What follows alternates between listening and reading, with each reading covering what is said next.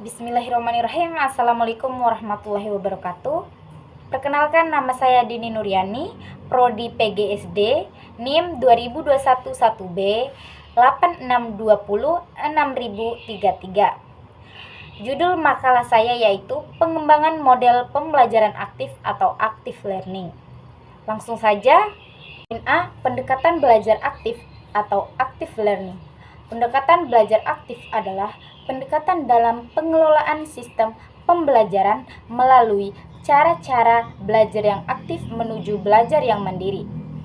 Kemampuan belajar mandiri merupakan tujuan akhir dari belajar aktif atau active learning.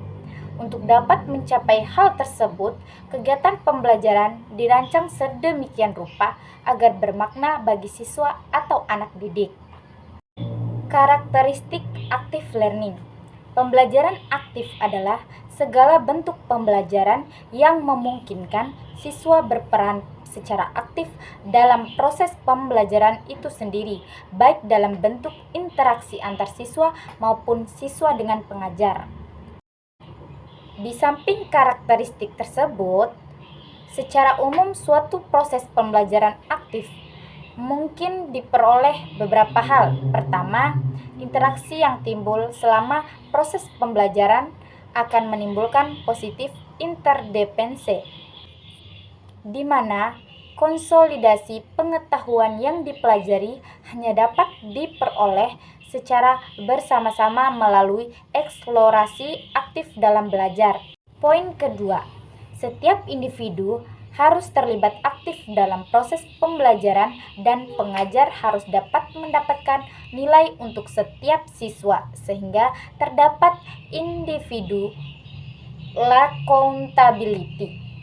Ketiga, proses pembelajaran aktif ini agar dapat belajar dengan efektif diperlukan tingkat kerjasama yang tinggi sehingga akan memupuk social skill.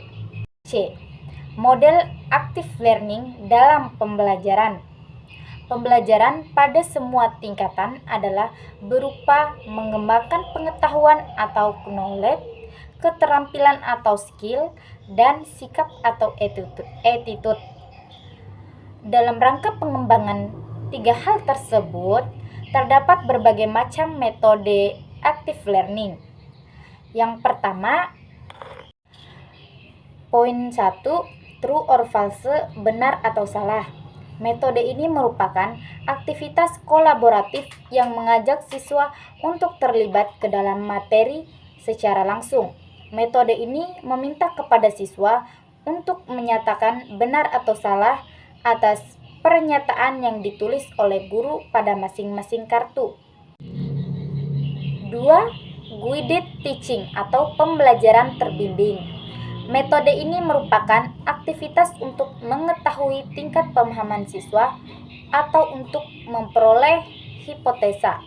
Metode ini meminta kepada siswa untuk membandingkan antara jawaban mereka dengan materi yang telah disampaikan oleh guru. 3. Card sort atau cari kawan. Metode ini merupakan aktivitas kolaboratif yang bisa digunakan untuk mengajarkan konsep, karakteristik, klarifikasi, fakta tentang objek, atau mereview informasi. Metode ini meminta kepada masing-masing kelompok siswa untuk mempresentasikan isi kartu yang ada di kelompoknya. 4. The power of two, gabungan dua kekuatan. Metode ini merupakan aktivitas pembelajaran yang digunakan untuk mendorong pembelajaran kooperatif dan memperkuat pentingnya serta manfaat sinergi. Metode ini meminta kepada siswa untuk menjawab pertanyaan dari guru secara individual, kemudian melakukan sharing bersama seorang siswa di sebelahnya. Poin kelima atau poin terakhir yaitu rotating roles atau permainan bergilir. Metode ini merupakan aktivitas yang memberikan kesempatan kepada siswa untuk melatih kecakapan dalam bermain peran terhadap situasi kehidupan nyata. Metode ini meminta kepada siswa untuk membuat skenario kehidupan yang nyata. berkaitan dengan materi yang sedang didiskusikan. Kesimpulan, pembelajaran aktif atau active learning untuk mengoptimalkan penggunaan semua potensi yang dimiliki oleh anak didik, sehingga semua anak didik dapat mencapai hasil belajar yang memuaskan, sesuai dengan karakteristik pribadi mereka miliki. Di samping itu, pembelajaran aktif juga untuk menjaga perhatian siswa atau anak didik agar tetap tertuju pada proses pembelajaran dan dalam proses kegiatan belajar mengajar akan lebih mudah dipahami serta lebih lama diingat siswa. Apabila siswa dilibatkan secara aktif baik mental, fisik, dan sosial. Dalam pembelajaran aktif, guru dapat menggunakan berbagai metode yang sesuai dengan kondisi siswa. Penggunaan metode belajar aktif dalam kegiatan belajar mengajar akan lebih efektif apabila disesuaikan dengan kondisi belajar dan kemampuan guru dalam melaksanakan metode tersebut.